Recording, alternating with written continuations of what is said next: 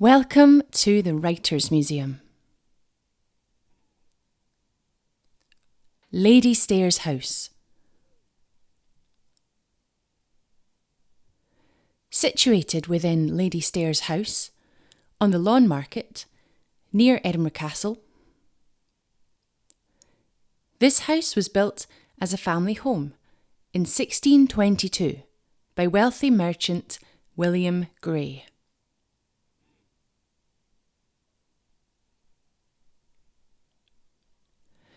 The carved lintel over the main entrance bears his initials and those of his wife, Gada Smith. And when it was built, this building was one of the largest and most luxurious homes in Edinburgh.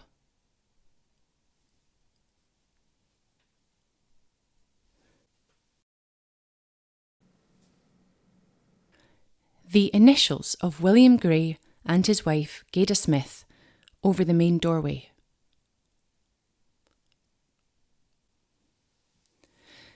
Sir William died in 1648, but his wife continued to live here for many years, and the house, and nearby alleyway, or close, as it's known in Scotland, became known as Lady Gray's in her honour. In the early 1700s, the house was acquired by Gray's granddaughter, Elizabeth. Elizabeth had married into the rich and powerful Dalrymple family and had become the Countess Dowager of Stair. Following the death of her husband, Elizabeth took up residence in the house and continued to reside there until her own death in 1731. During this time, the house and close became known as Lady Stairs. Following her death, the house had various occupants, but by the end of the 19th century, it had fallen into ruin.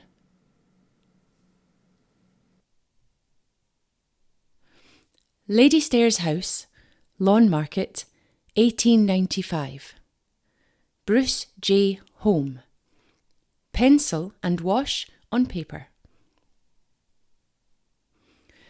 It was destined for demolition until the conservationist Patrick Geddes suggested that it was in the city's interest to preserve the building. Geddes persuaded the Earl of Rosebery, a descendant of William Gray,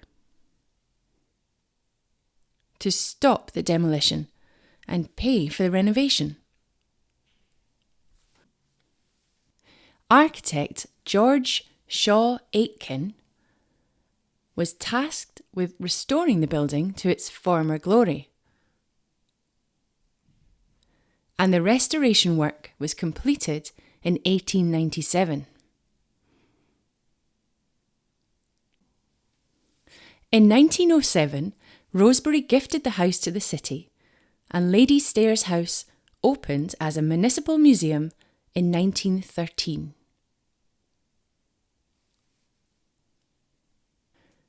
Museum Main Hall, showing tapestry depicting Stevenson, Scott, and Burns. Designed by Archie Brennan of the Edinburgh Tapestry Company and woven at Dovecot Studios, Corstorphine, 1971. Lady Stair was a very popular patron of literature and the arts, and was well known for hosting literary gatherings. It seems therefore fitting that her house is now home to the Writers' Museum, dedicated to three of the most influential Scottish writers: Robert Burns, Sir Walter Scott, and Robert Louis Stevenson.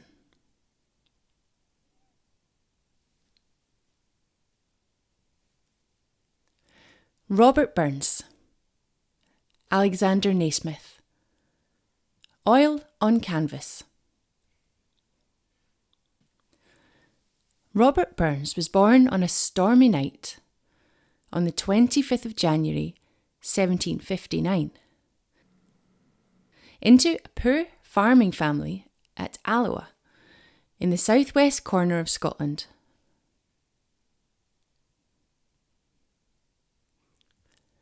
In order that his sons could receive a decent education, Robert's father made an arrangement with a local school teacher in which he would provide free board and lodging on the farm in return for tuition for Robert and his brother Gilbert. The teacher specialised in literature and taught the boys all about the works of Shakespeare.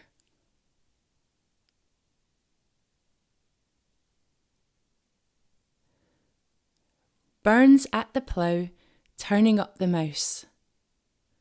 John Leconte, Gourlay Steel, Engraving.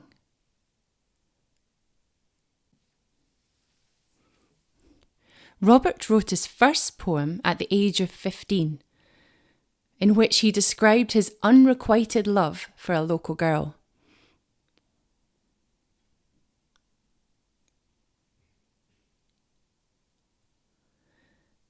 He soon realised that he enjoyed writing poetry and was very good at it. He wrote with warmth and humour, not only about love, but also about humanity and friendship and the toils of daily life in the villages and farming communities.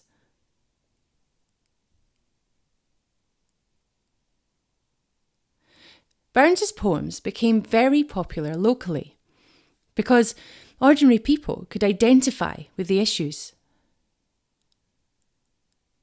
and could see their own lives reflected in them. This could also be one of the reasons for Burns's popularity today. Miniature oil portrait of Jean Armour, unknown artist. Robert married the pregnant Jean Armour in 1786, but her father objected to Robert and the circumstances surrounding their marriage and tore up their marriage agreement. He also sent Jean away to spend her pregnancy with relatives, where she gave birth to twins. Robert decided to emigrate to Jamaica, but as he had no money, he hatched a plan to gain public funding for the publication of his poems, and then raise money through their sale.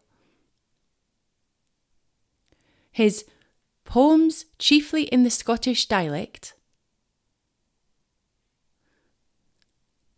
published in Kilmarnock, sold quickly and raised enough to pay for his voyage.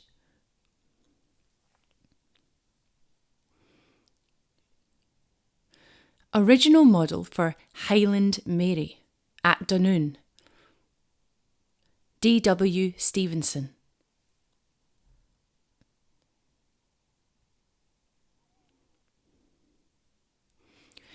He was all set to leave when Burns heard that the girl he was going to emigrate with, Mary Campbell, known as Highland Mary, had died. A short time later, he learnt that his book had been well received by literary critics in Edinburgh.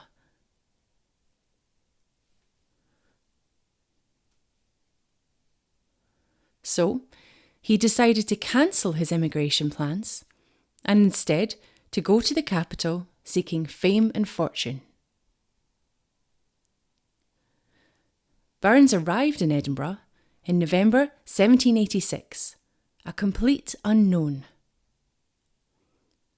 but almost instantly became a celebrity and the toast of Edinburgh's hoi polloi.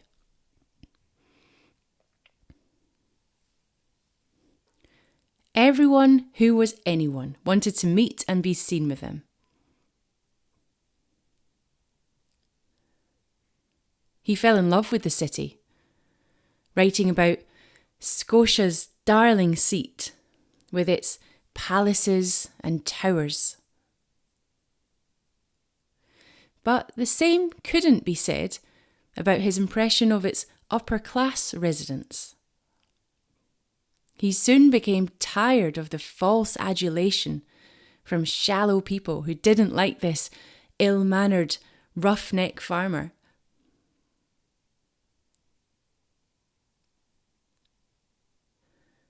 Silhouette portrait of Clorinda, Mrs. Agnes McElhose, facsimile copy.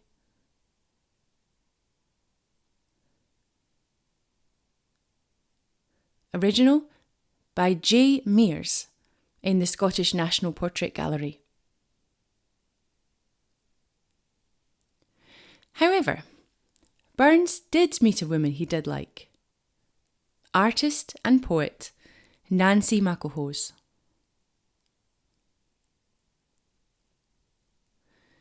They began a romantic liaison in secret, sending numerous love letters, using the pseudonyms Clorinda and Sylvander. Because even though she was estranged from her husband, Nancy was already married.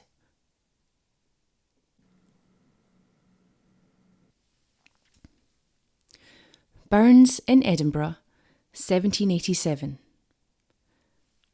Reading his poem of The Winter Night before a literary gathering at the Duchess of Gordon's. Unknown artist. Charles Martin Hardy, Engraving.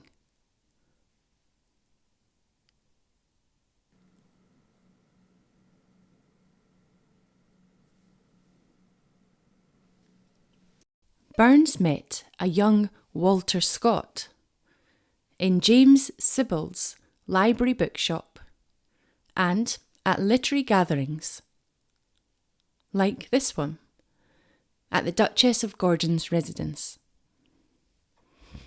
He also enjoyed attending theatrical productions in the capital and became very friendly with some of the actors who had come to Edinburgh from London's Haymarket Theatre. He penned speeches for them and convinced their manager to bring the company to perform in Dumfries on their return to Scotland.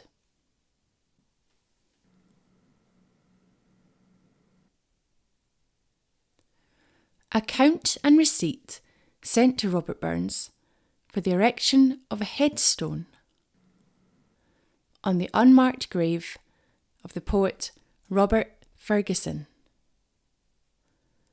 1750 to 1774, in the Canongate Churchyard, Edinburgh, 1789.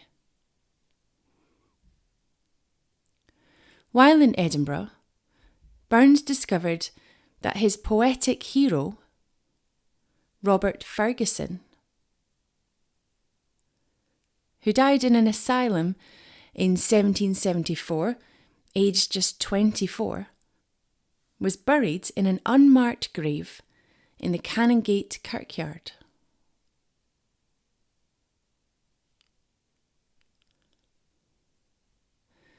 In 1787, Burns privately commissioned a memorial headstone to Fergusson at his own expense.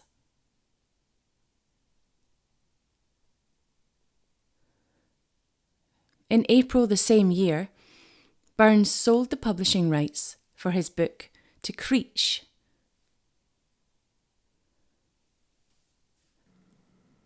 the publisher of the extended Edinburgh edition, then embarked on a tour around Scotland, collecting old ballads and airs never previously written down.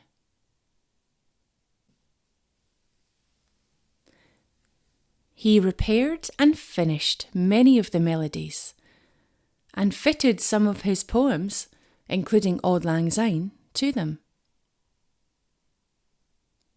Returning to Edinburgh, Burns gave his music collection to a publisher who was compiling an encyclopedia of old Scottish music and refused to take any payment in return. Excise accounts for Dumfries, 1794 to 1796. Each sheet is certified by Burns. Deciding to return to the farm and remarry Jean in 1788, Burns wrote for Nancy "A Fond Kiss" as a breakup present.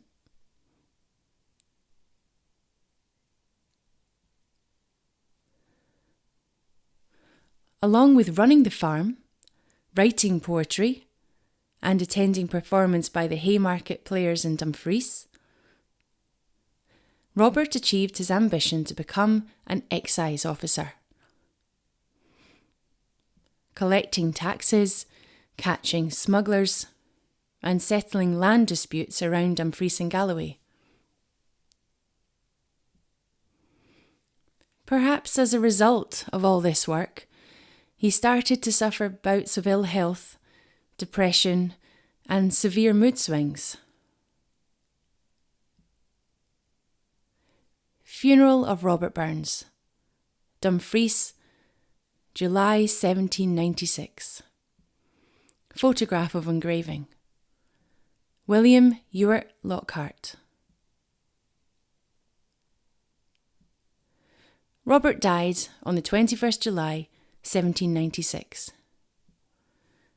Some temperance campaigners claimed his abuse of alcohol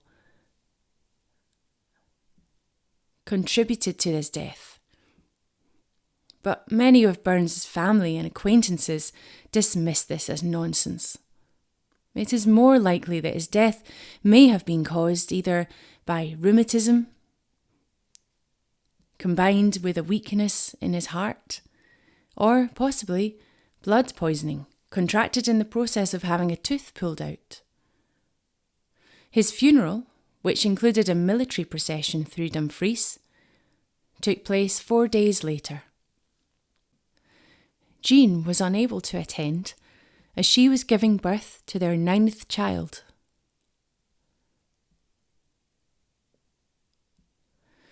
Plaster cast of Robert Burns's skull, 1834.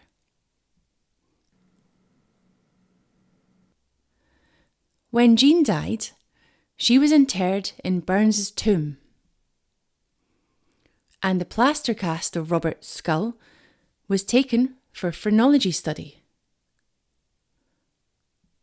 The popularity of his works grew, and Burns societies formed throughout Scotland.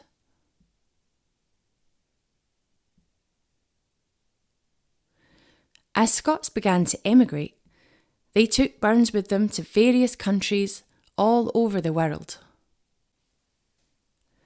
And today, Scotland's bard, or the ploughman poet, as he is sometimes known, continues to be of huge popularity all over the world. Sir Walter Scott in his study. Sir Francis Grant, oil on canvas.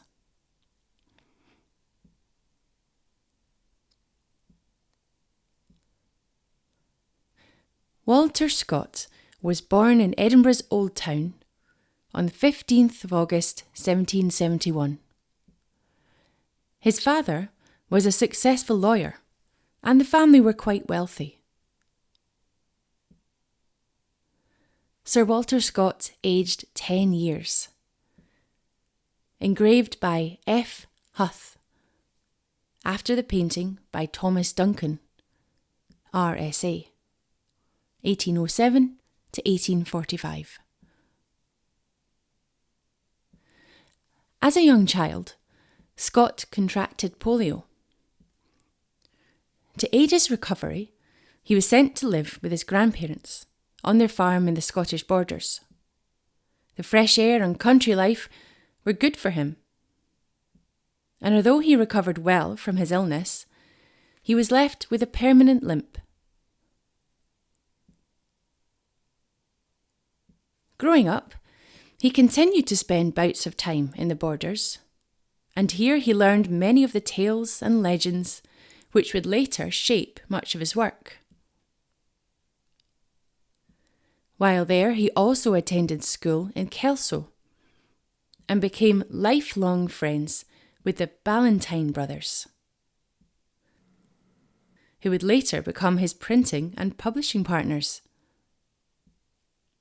He went on to attend Edinburgh University at just 12 years old, studying Latin and Greek, and he also began working for his father's legal practice and later studying law. He was admitted to the Faculty of Advocates in 1792. While studying, Scott attended literary salons, hosted by his friend's father, Professor Adam Ferguson.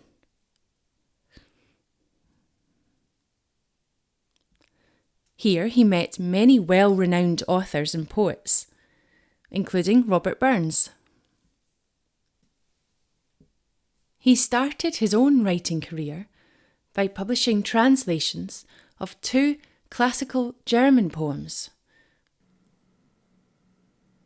and this was quickly followed by his Minstrelsy of the Scottish Border, a collection of traditional ballads inspired by his love of the folk tales and legends he heard in his youth.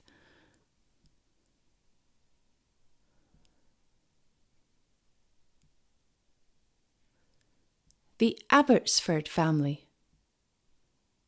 Engraving by Robert Graves, ARA 1798 to 1873. Scott married Charlotte Charpentier in December 1797 and went on to have 5 children. They purchased a house in the New Town, not far from where his parents had moved to in George Square when he was a child. Sir Walter Scott's rocking horse. This rocking horse was found in the attic of his parents' former house, with legal papers belonging to his father found stuffed into a pad in the seat to act as a cushion. The footrests on either side are fixed at different heights to accommodate his disability. Scott went on to publish many poems based on Scottish history and legend, including the hugely popular Marmion and The Lady of the Lake, and had become established as the foremost poet of his time. He then decided to start writing novels and short stories. But as novels were considered vastly inferior to poetry, Scott instructed Ballantyne to publish them anonymously to avoid tarnishing his poetic reputation.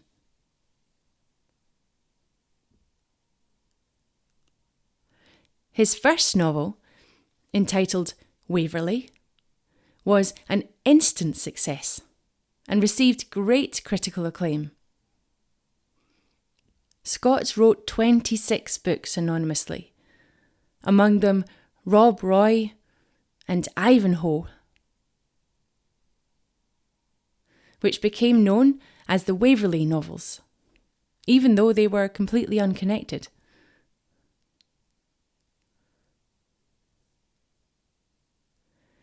None of the novels bore Scott's name. Instead, they all had "by the author of Waverley," where his name should have appeared.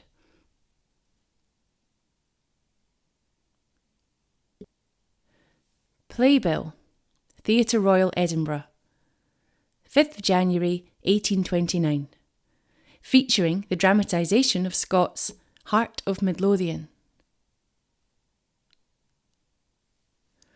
A theatre enthusiast, Scott became patron of the Edinburgh Theatre Royal, and formed lifelong friendships with top London actors, some of whom produced dramatised versions of his works for performances in Edinburgh and London. The plays were hugely popular, playing to packed houses throughout the 19th century. Study for Sir Walter Scott and his literary friends at Abbotsford. Thomas Fide. Oil on Panel, circa 1853 to 1854. Scott purchased an old farmhouse in the Scottish borders and began converting it into a small castle, which he called Abbotsford. With his books being translated into a variety of different languages and selling in millions around the world, Scott had become a very wealthy man.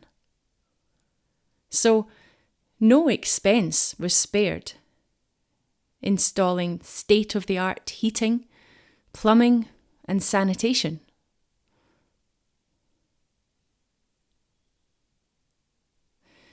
Developing a taste for the high life through Charlotte's influence, Scott invited celebrities and other influential figures, such as Lord Byron, for weekend parties at his country retreat. The procession of King George IV entering Princes Street.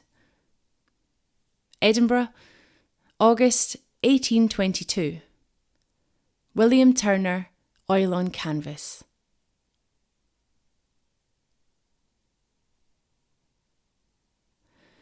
For his visit to Edinburgh in 1822, King George IV invited Scott to stage manage the pageantry and ceremony. He cleverly used the king's visit to unite the clans and make the previously banned wearing of tartan fashionable.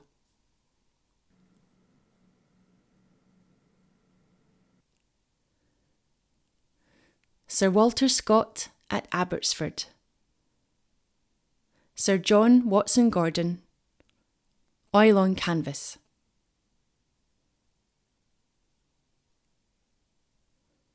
In 1825, a national financial crash plunged Scott into serious debt. He had been receiving advances from his publishers to pay for the building of Abbotsford and acquisition of surrounding land, and the purchase of military armour and weapons to add to his extensive collection. Those publishers took unsecured loans from the banks in order to pay those advances, but the crisis forced many publishers out of business, and so Scott had to repay the banks himself. He suddenly found himself in debt to the tune of £6 million in today's money. Scott sold his house in Edinburgh and moved his family into Abbotsford. He vowed to write his way out of debt, revealed to the world that he was the author of the Waverley novels, and worked furiously.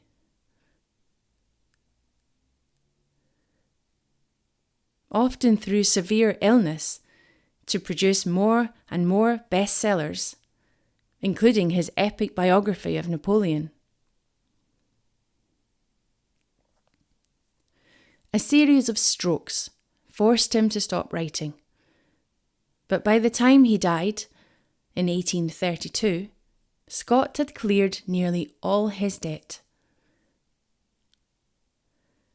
The architect's drawing of the Scott Monument. Edinburgh. George Meikle Kemp, ink and wash on paper.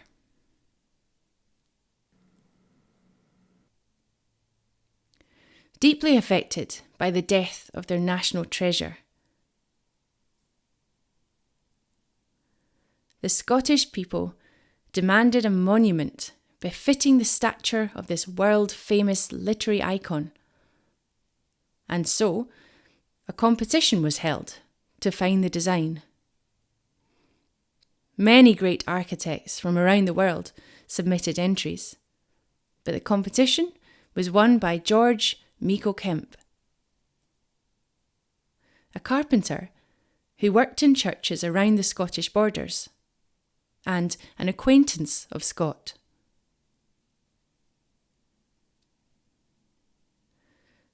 The Scott Monument, built and paid for by the Scottish people and until recently the world's tallest monument to a writer, has become an iconic feature of Edinburgh's landscape.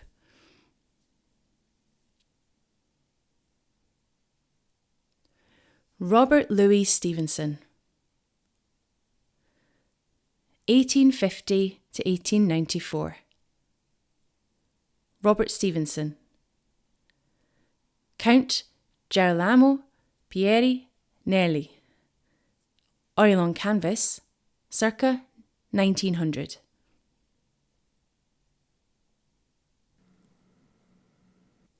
Robert Louis Stevenson, aged 7. Born in Edinburgh on the 13th of November 1850, Robert Louis Balfour Stevenson was the only child of lighthouse builder Thomas Stevenson.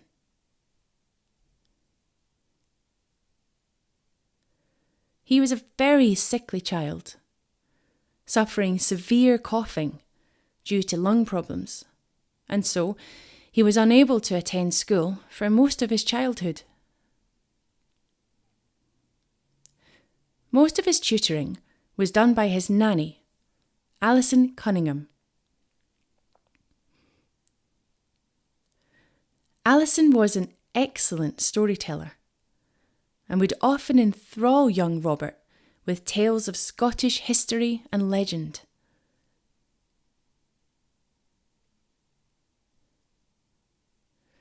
Wooden cabinet made by William Deacon Brodie, 1780 to 1781. This cabinet stood in Stevenson's childhood bedroom, and it's quite possible that Alison would have told him the story of its maker, the infamous Deacon Brodie.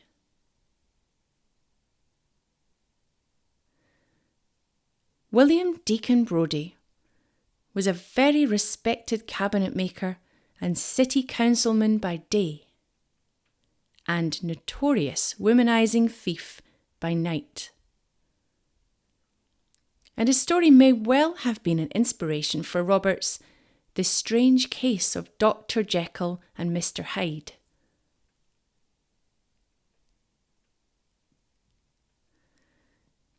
He was certainly very interested in Brodie, because he wrote a play about him and explored the duality of the human condition in much of his writing. The Pentland Rising, A Page of History, 1666.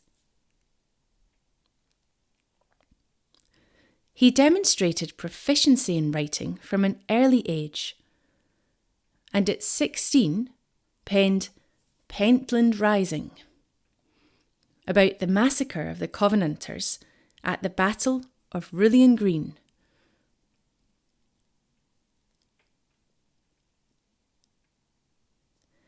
His proud father paid to have the story published.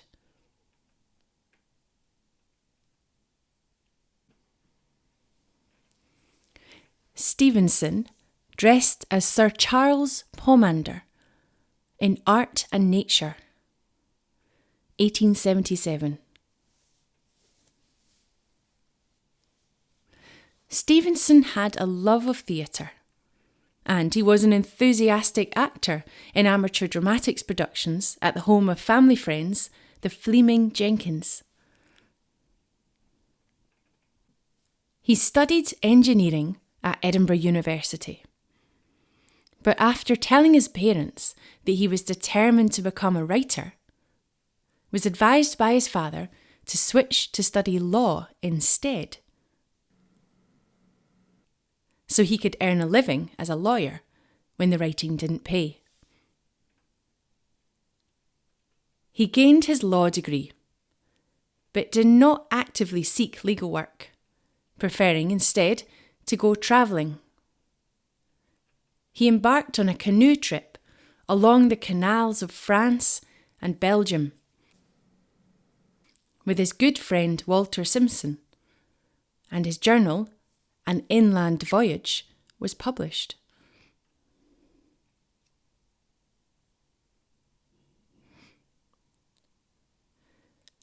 Fanny Matilda van de Grift Osborne, at about the time she met Robert Louis Stevenson.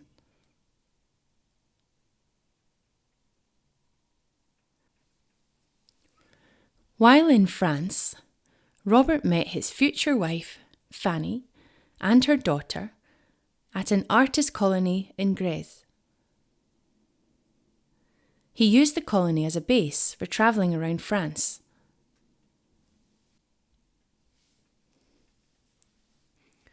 After 2 years, Fanny decided to return home to California to make or break her existing marriage with her estranged husband.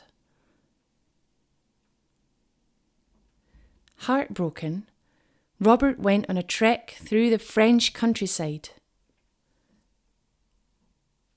accompanied only by a stubborn donkey called Modestine.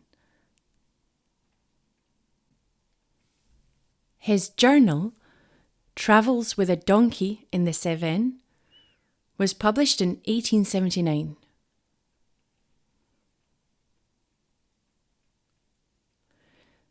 On hearing from Fanny that her marriage was over, Robert jumped on a ship bound for New York.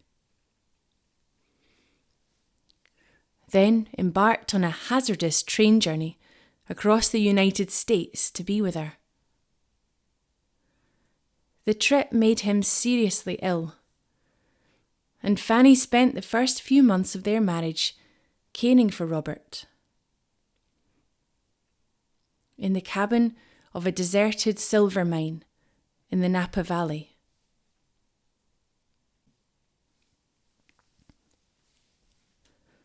Robert gave an account of his adventures in An Amateur Immigrant and The Silverado Squatters.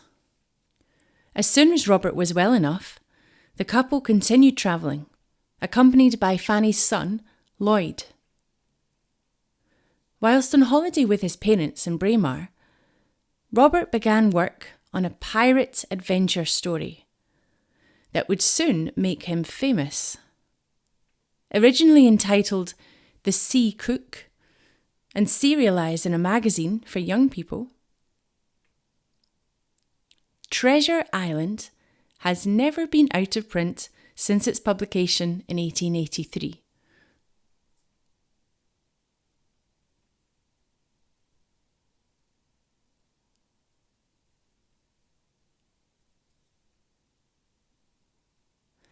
Skerryvore, Etching, Leslie M. Ward, 1918.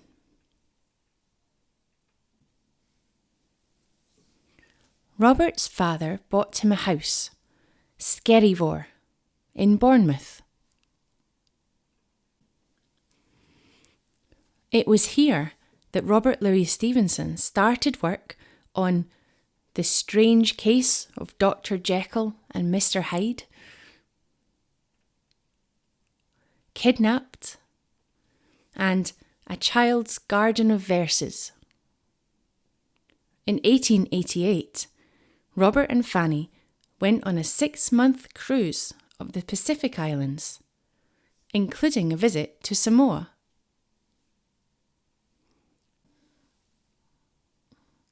Vailima, Count Girolamo Pieri Nerli, watercolour on paper.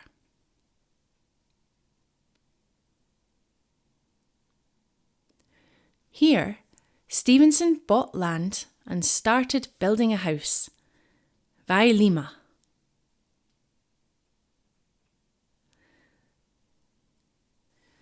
The Samoan people took him to their hearts and gave him the name Tusitala, meaning teller of tales.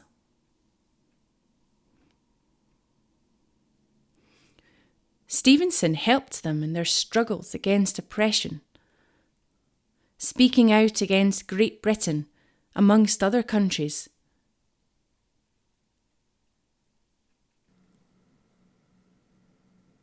He also wrote a series of short stories set on the islands, entitled The Ebb Tide.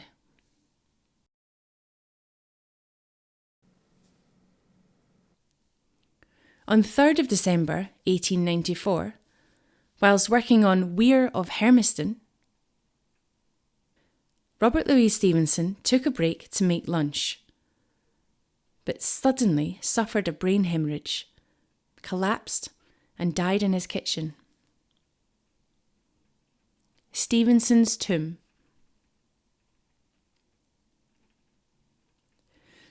A group of friends carried his body to the top of a mountain overlooking his house, and there he was laid to rest. The inscription on his grave reads, "Under the wide and starry sky, dig the grave and let me lie. Glad did I live and gladly die, and I laid me down with a will."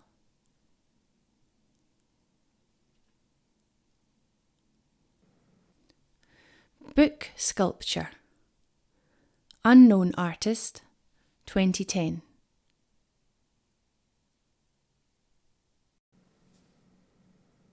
Adjacent to the photograph of Stevenson's grave is one of the book sculptures created and gifted to the museum by an unknown artist. One of 10 secretly deposited in various literary establishments around Edinburgh in 2011.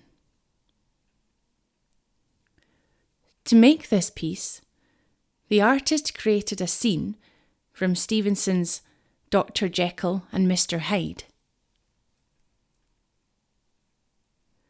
using a copy of Ian Rankin's crime novel Hide and Seek.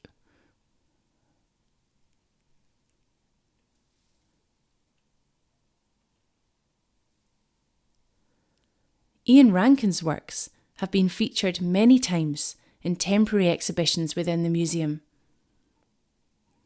as well as other more contemporary authors, including J.K. Rowling and Muriel Spark.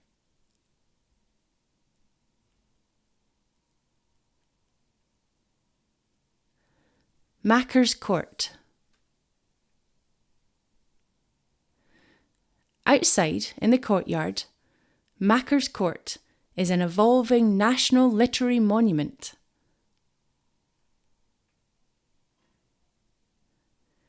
Where you can see some of the famous words of great Scottish writers inscribed in the flagstones. The Scots word macker means one who fashions, constructs, produces, prepares, etc. And in the literary context, it is the role of the poet or author as a skilled and versatile worker in the craft of writing. We have many such folk living in Scotland, and to celebrate the importance of writers in our lives, in this city of literature, Edinburgh has adopted its own version of the Poet Laureate, the Edinburgh Macker.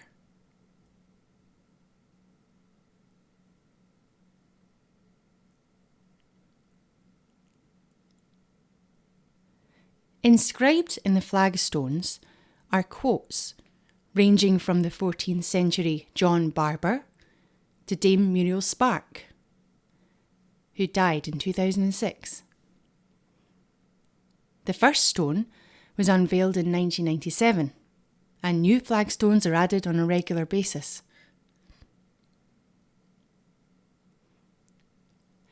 We hope that you've enjoyed this whistle-stop tour of the Writers' Museum. There is so much more to explore in our galleries, and so many stories to uncover. So why not pay us a visit soon? To learn more about upcoming events and exhibitions, visit edinburghmuseums.org.uk or follow us on Facebook at Edinburgh Museums and Galleries, or on Twitter at Edin Culture.